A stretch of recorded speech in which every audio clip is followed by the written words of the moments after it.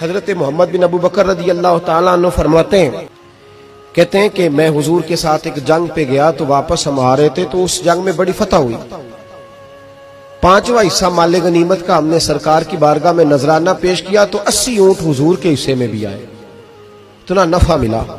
واپس آ رہے تھے تو ایک جگہ شام کا وقت ہو گیا، کچھ علاقہ اچھا ملا تو حضور نے فرمایا سفر آگے نہ کرو، یہیں پڑاؤ کر لو، پتہ نہیں آگے جا کے کوئی ایسی اچھی جگہ میسر آئے نہ آئے۔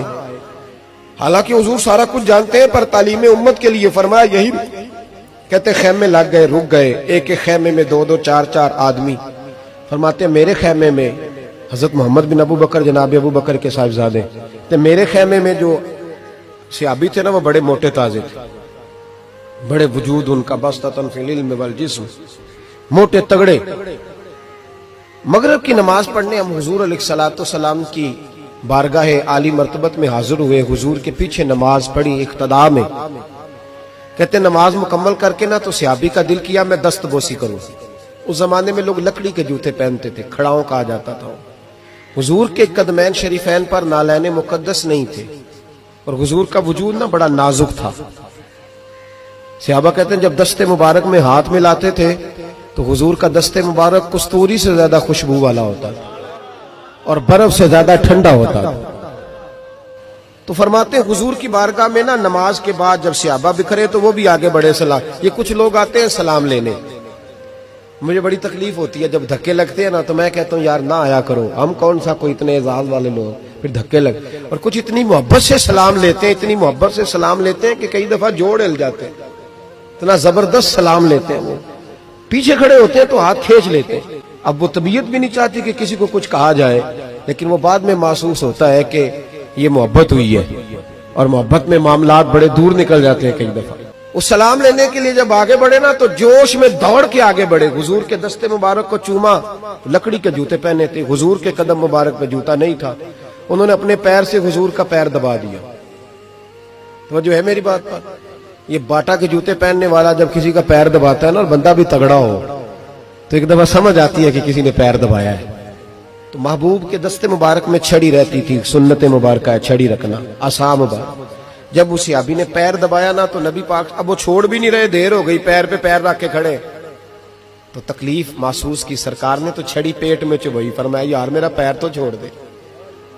اب وہ پیچھے ہٹے تو بڑے پریشان ہوئے کہ یہ مجھ سے کیا ہو گیا، کانپنے لگے، رونے لگے۔ حضور نے فرمایا کوئی بات نہیں، جاؤ۔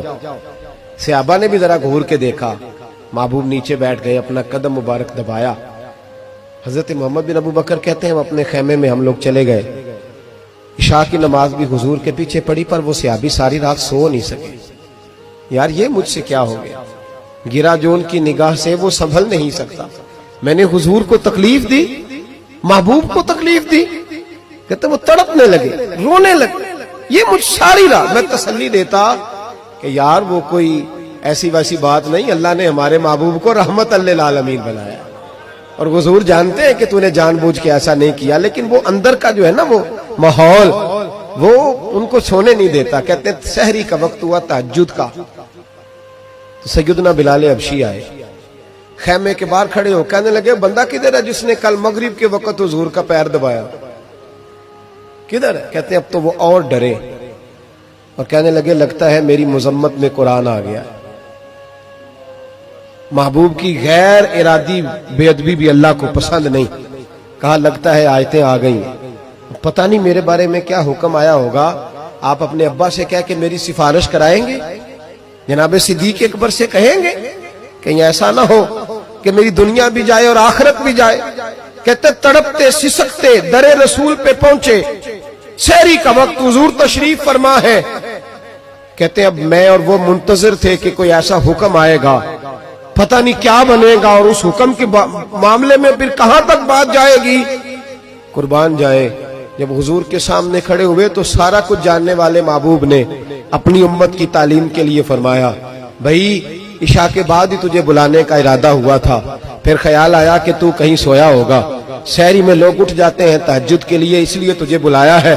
فرماتے ہیں اب انتظار تھا کہ وہ بڑی بات آئے، ڈر رہے تھے، لیکن قربان جائے نبی پاک